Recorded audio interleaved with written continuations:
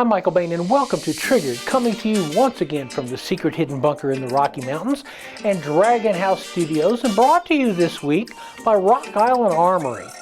And this week we're going to be showing you some video from the Rocky Mountain Regional Revolver Championships last weekend, in which I competed, and talk a little bit about what I learned from my very first revolver match in 3 years, and what are some of the takeaways for you guys. So first, let's talk a little bit about the match. It was held at Weld County, which is a High Plains shooting center. It's one of my home clubs. I've shot there a lot. 3-gun, USPSA revolver, steel challenge, rimfire challenge, a lot over a lot of years.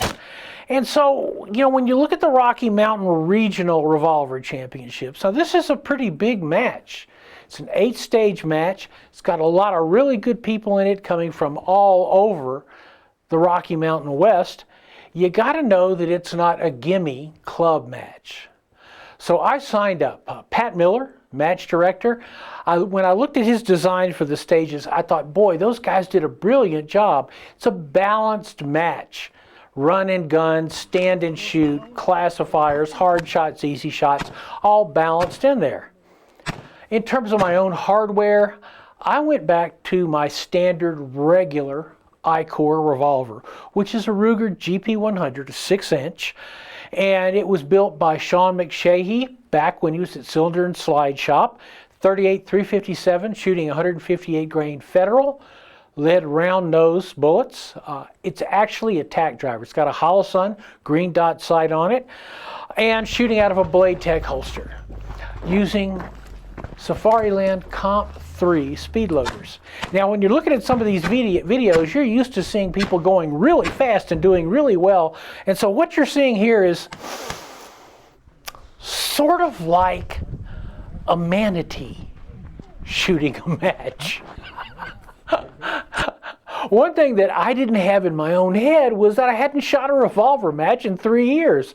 So I show up to shoot a revolver match thinking I must be exactly as good as I was in this same match 3 years ago, when I finished solid middle of the pack. Same gun, same gear, same everything. Boy, was I in for a surprise. By the way, this video is from my friend Alan Samuel. He was in a number of shooting galleries. He was in episode 1, season 1 of Shooting Gallery. Hopefully we'll have some video of Alan showing how to actually shoot these stages right. When I come back, I'm going to talk to you about what I did wrong.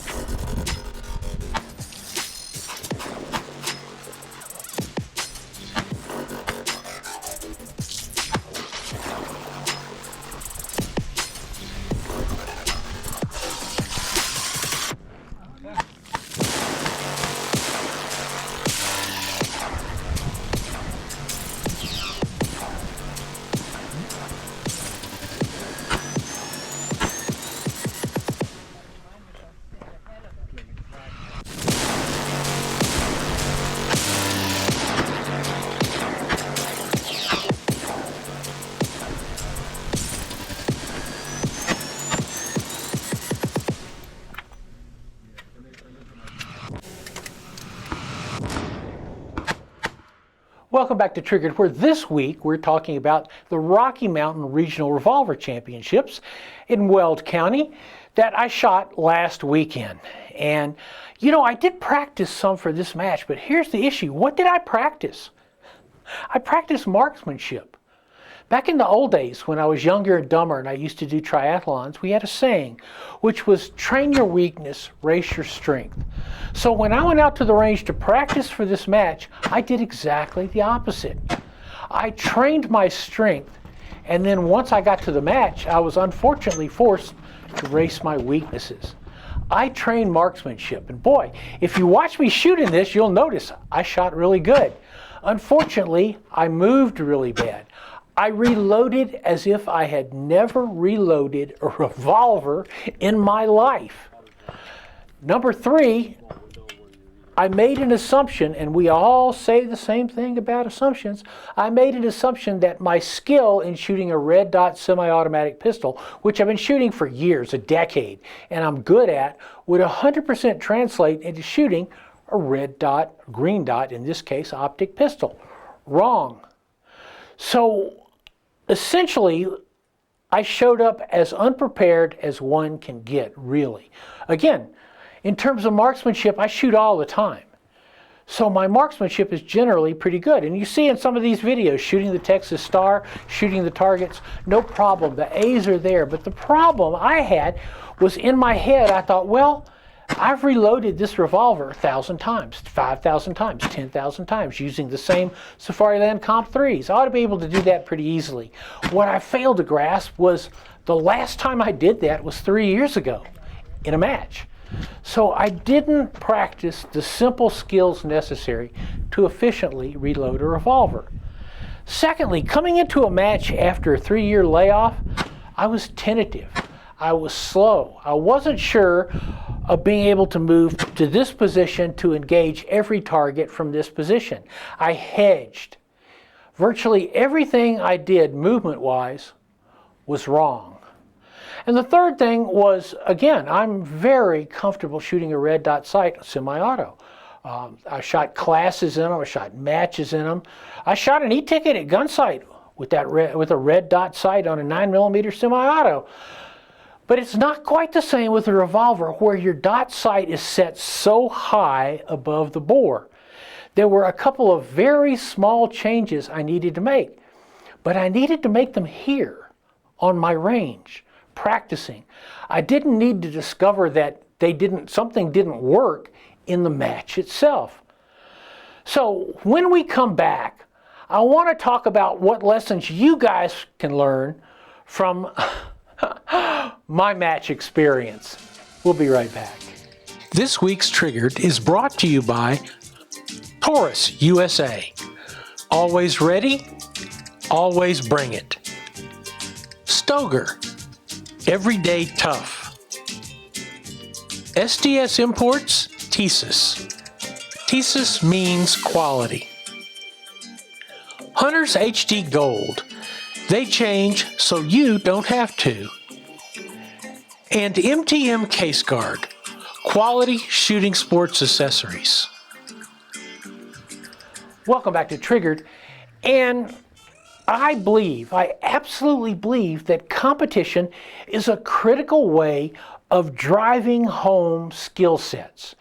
Now you may say to me, competition isn't training for the guy who's coming to kill you. No, it's not, but it's training you how to handle a gun, how to handle reloads, how to move. It's training you about the things you don't know about your red dot, green dot optic. So I think you should shoot a match, and I think if I can give you anything from this to take away from my own experience on this match, like I said, it's been 3 years.